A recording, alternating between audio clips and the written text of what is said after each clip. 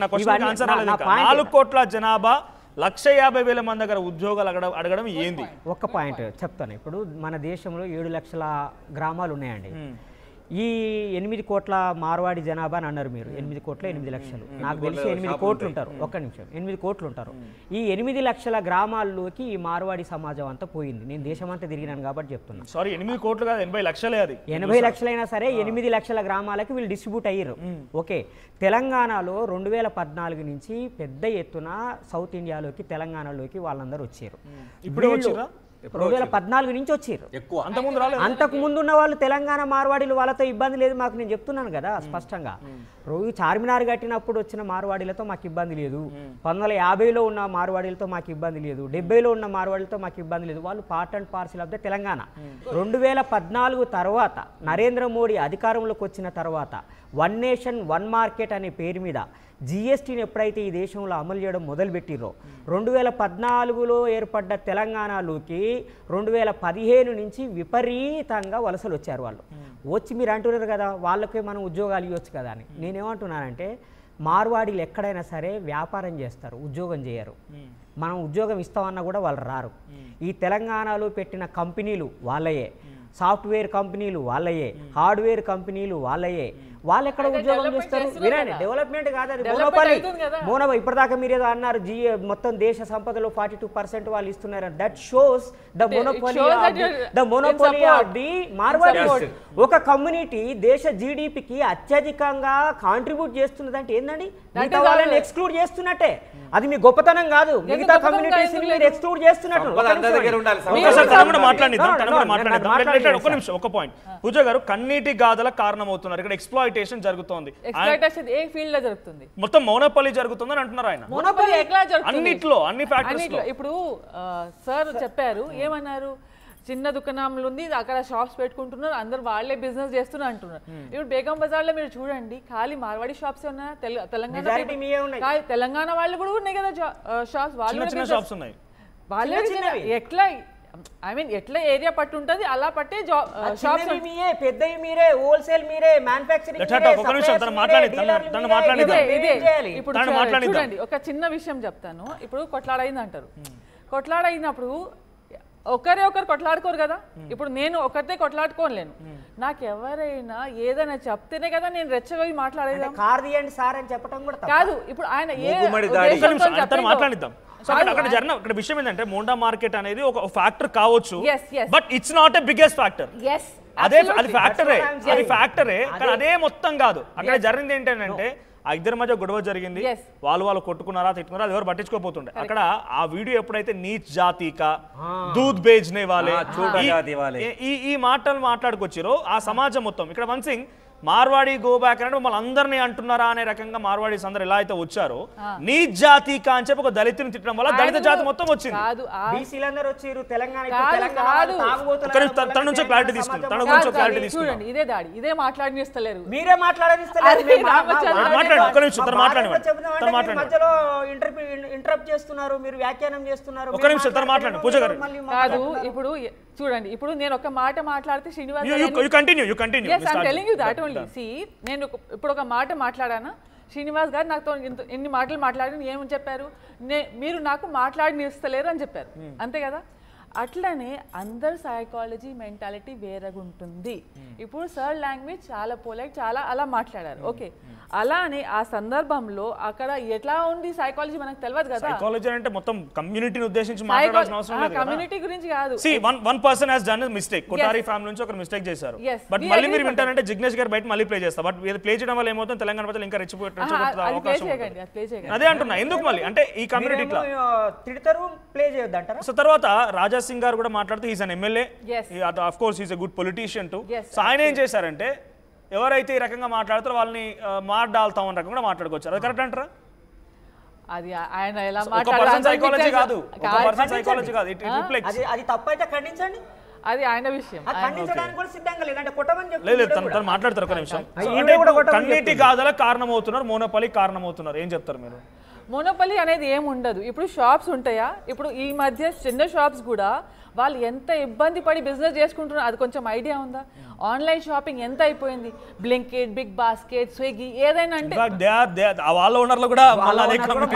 కాదు. ఇప్పుడు online trading అయినప్పుడు నుంచి ఏమైతుంది, everything is over the phone. Just झट से आप मंगा सकते, कुछ भी चीज़ you want, you just can order through phone. అయితే just small establishments, whether it is Telangana people or it is Marwadi people or whether it is to any community, all the small traders are facing lot of problems in business. And there is one क्या बोलते हैं, एक mafia जैसा है, उसमें कैसा है बोले तो you order something, if you cannot pay, you are given credit card.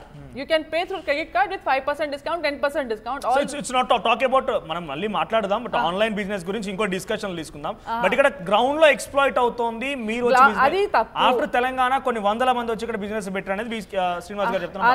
అలా లేదు సార్. ఒక నిమిషం, టు మై నాలెడ్జ్ ఇక్కడ ఈ పిడమర్తి రవి గారు పెట్టిన రౌండ్ టేబుల్ కాన్ఫరెన్స్ కానివ్వండి, చాలా మంది వక్తలతో మాట్లాడుతున్నారు. టు మై నాలెడ్జ్ నాకు అర్థమైంది ఏంటంటే, మీ నాలెడ్జ్ కోసం చెప్తున్నాను, మీకు అవగాహన కోసం, DMart is also owner of Marwari community. DMart ని ఎందుకు వెనక్కి పంపించడం లేదు? డిమార్ట్ మీద కూడా ఉద్యోగాలు జరుగుతాయి కావచ్చు ఫ్యూచర్ లో, బట్ ఎందుకనంటే డిమార్ట్ నుంచి డైరెక్ట్ గా దుకాణ వాళ్ళు కొనుగోలు చేస్తున్నారు, అక్కడ నుంచి మళ్ళీ వాళ్ళు అమ్ముకోగలుగుతున్నారు. It's playing a role of wholesale. So direct consumers తీసుకోగలుగుతున్నారు, దానివల్ల ఉపాధి అవకాశాలు దొరుకుతున్నాయి, ఇవన్నీ జరుగుతున్నాయి. బట్ మార్వాడి వాళ్ళు తీసుకొచ్చేది ఎక్కడి నుంచి? పంజాబ్ నుంచి కొనుగోలు చేస్తారు.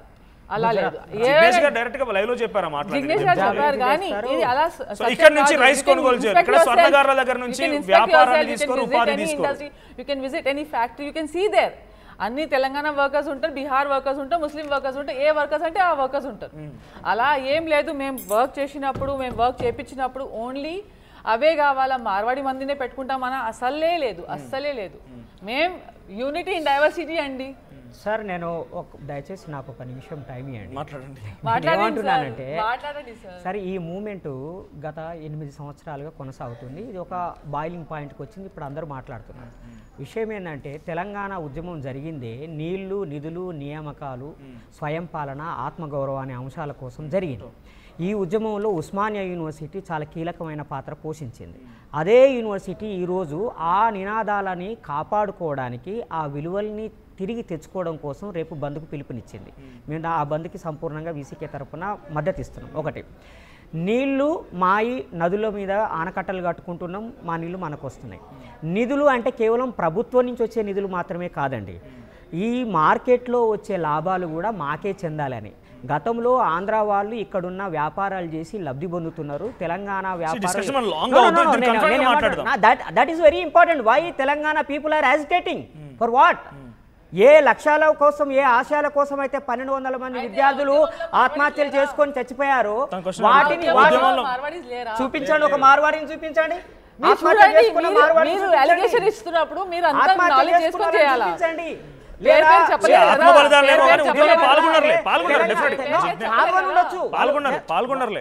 వాళ్ళతో మాకు ఇబ్బంది లేదు. నేనేమంటున్నా అంటే, తెలంగాణలో 100-150 సంవత్సరాలుగా ఉన్న మార్వాడీలు మా తెలంగాణ మార్వాడీలు. ఆ తెలంగాణ మార్వాడీలు ఇప్పుడు రాజస్థాన్, గుజరాత్ నుంచి వచ్చిన మార్వాడీలకు వ్యతిరేకంగా పోరాటం చేయాలి. కానీ వాళ్ళు మమ్మల్ని దేశద్రోహులని, మమ్మల్ని ఇంకేదో అని చెప్పి మాట్లాడుతున్నారు. ఫస్ట్ అది కాదు. ఒకసారి బీజేపీ స్టేట్ చీఫ్ రామచంద్రరావు గారు ఏం మాట్లాడారు చూద్దాం. పీసీఆర్ ఒకసారి ప్లే చేయండి. డెఫినెట్గా అర్బన్ నక్సల్స్ ఉన్నారు దీని వెనక. వీళ్ళు ఏదో సృష్టించాలి, ఇక్కడ అల్లజడి సృష్టించాలి, అల్లర్లు సృష్టించాలి.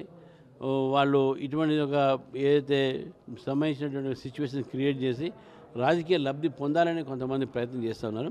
ఇది మనం అప్రమత్తంగా ఉండాలి. అందరూ సమాజంలో అందరూ కూడా, అన్ని కులాలు, అన్ని మతాలు, అన్ని వర్గాలు, అన్ని ప్రాంతాల నుంచి వచ్చిన అందరూ కూడా ఈ యొక్క శక్తుల ఒక సంబంధించిన దేశ విచ్ఛిన్న కర్తలు మనం చూసినాం. సిఏ అప్పుడు కూడా ఏం చేశారు, అప్పుడు షహీన్ బాగ్లో ఏం చేశారు, గతంలో అప్పుడు ట్రంప్ వచ్చినప్పుడు ఏం చేశారు. ఈ అన్ని శక్తులు కూడా ఒకటే శక్తులు. కాబట్టి దేశంలో ఎక్కడ విచ్ఛిన్నం క్రియేట్ చేయాలి, ఎక్కడ గొడవ చేయించాలంటే ఇటువంటి శక్తులు ముందుకు వస్తారు.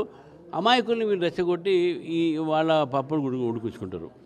డెఫినెట్గా అర్బన్ నక్సల్స్ ఉన్నారు దీని వెనక. రైట్, ఇది రామచంద్రరావు గారు మాట్లాడింది. మనతో పాటుగా సంపత్ అని చెప్పి మార్వాడికి సంబంధించి వాళ్ళని సపోర్ట్ చేయడానికి ఇంకొక గెస్ట్ కూడా జాయిన్ అయ్యారు. ఎస్, ఏం చెప్తారు ప్రేమత్రావు గారు? Urban naxalite sir, urban naxalite, ఒక నిమిషం. అర్బన్ నక్సలైట్ చూడండి, మీరు ఒక అర్బన్ నక్సలైట్ అసలే కాదు. ఎందుకంటే నేను బహుజన్ సమాజ్ పార్టీలో పనిచేసిన, నేను అంబేద్కరిస్ట్ని. వీసీకే పార్టీ అంబేద్కర్ ఆలోచన విధానంతో ఏర్పడ్డ పార్టీ. మేము కంప్లీట్గా నక్సలైట్లుని నిర్మూలించినామని కేంద్ర హోంమంత్రిత్వ శాఖ చెప్తుంది. ఇంకా నక్సలైట్లు ఆడున్నారు, అర్బన్ ఆడున్నారు. చెప్పండి, మాకు నక్సలిజానికి సంబంధం లేదు. మేము ఉన్నత విద్య చదువుకున్న వాళ్ళం, మేము డెమోక్రాటిక్గా రాజ్యాంగబద్ధంగా పోయేటోళ్ళం. వాళ్ళు ఏంటంటే బటకాల్సి మా మీద వేస్తున్నారు మాట్లాడటం. ఈ బీజేపీ దేశంలో అల్లరాల కారణం, అందరికి కొట్లాటలు పెట్టించేదే బీజేపీ. మా ఉద్దేశం అది కాదు. తెలంగాణ ప్రాంతంలో ఉన్న వ్యాపారులు బతకాలి అనేది మా ఉద్దేశం, అంతే. దీనికి బీజేపీ పార్టీ ఎందుకు మాట్లాడుతుంది, ఎందుకు మీరేసుకుంటారని చెప్పండి. ఇప్పుడు వాళ్ళకు ఈ మారోడలో ఉన్న వాళ్ళు పిడికెల మంది వాళ్ళని సపోర్ట్ చేసుకుంటూ తెలంగాణలో 99% ఉండే తెలంగాణ ప్రజలకు దూరం అయిపోయింది బీజేపీ పార్టీ. ఇప్పుడు బండి సంజయ్ మళ్ళీ మాట్లాడు అది అయిపోయింది ఆయనకి మాట్లాడు. రేపు పొద్దున వాళ్ళు మాట్లాడే అన్ని క్లిప్పులు దగ్గర పెట్టుకొని మాధవలత, రాజా సింగ్, ఈ రామచంద్రరావు, బండి సంజయ్కి వ్యతిరేకంగా రేపు ఎక్కడ పోటీ చేసినా మా వీడియోలన్నీ రీప్లే అవుతాయి. అప్పుడు దెబ్బ కూడిపోతారు వాళ్ళు వచ్చే ఎలక్షన్లో, వాళ్ళకి అవకాశమే ఉండదు. ముఖ్యంగా మీరు ఓడగొడతారా ఏం చేస్తారు తర్వాత సంగతి. కానీ ఫస్ట్ ఈ కన్స్ట్రక్టివ్ అర్బన్ నక్సలైట్ అనే పదం. ఇంకొకటి కూడా, ఒక నిమిషం, నిన్న జిగ్నేష్ గారు మళ్ళీ ఒక స్టేట్మెంట్ పాస్ చేశారు. సాయబులు ఉంచినటువంటి ఆ ఆహారానికి సంబంధించి వీడియోలు బయటకు వస్తున్నాయి కదా, ఆ తిండి తింటున్నారు తెలంగాణ వాళ్ళు అంటున్నాడు ఆయన. ఈయన కూడా తెలంగాణలోనే ఉన్నాడు కదా. ఇప్పటికి కూడా ఈ విద్వేషం రెచ్చగొట్టే మాటలు బంద్ చేసుకోమనండి. తాగుబోతులు, మీరు తిరుగుబోతులు, ఇవన్నీ కాదు, వేస్ట్గా. ఆయన అంత పెద్ద మనిషి ఒక మర్యాదగా మాట్లాడడం రావట్లేదు. వాళ్ళు కొట్టిన వాళ్ళే, కొట్టింది కాకుండా మూకుమ్మడి దాడి చేసిండ్రు.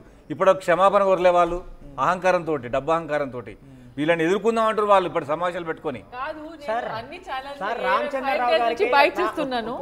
5 days నుంచి కంటిన్యూస్ గా ఏదో ఛానల్కి ఇస్తున్నాను. అన్ని ఛానల్స్ లో I have told sorry behalf of them.